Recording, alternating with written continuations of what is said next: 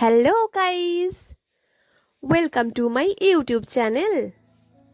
আজকে আমি চলে এসেছি আরেকটি নতুন ভিডিও নিয়ে।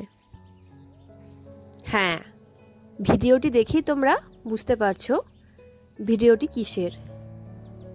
এটি হচ্ছে বর্ধমানের নবাবহাটের 108 শিব মন্দির। এটি হচ্ছে বাইরের গেট। কি সুন্দর দৃশ্য দেখো, দেখলেই দু চোখ জুড়িয়ে যায়।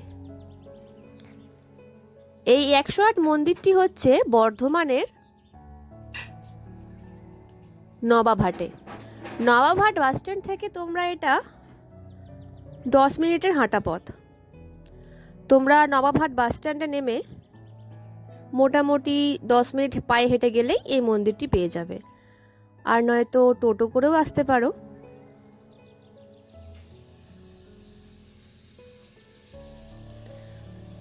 মন্দির প্রাঙ্গণে আমরা যখন প্রবেশ করি তখন বাইরে জুতো রাখার ব্যবস্থা আছে।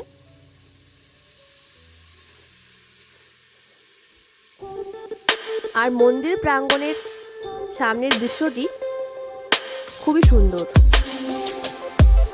আমি মন ভরে উপভোগ করেছি। আমি তো প্রত্যেক বছর শীতকাল হলে ঘুরতে বেরিয়ে পড়ি, ঘরে থাকতে ইচ্ছেই করে না,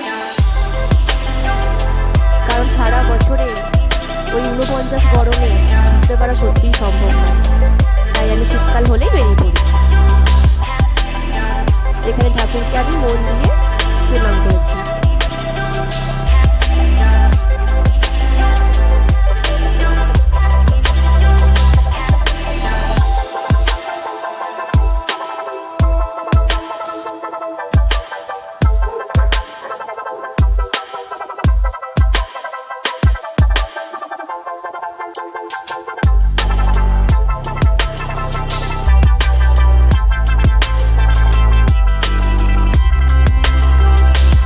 এই মন্দির প্রাঙ্গণের দৃশ্যটি দেখুন, কি অসম্ভব সুন্দর, এবং একটি পুকুরও ছিল।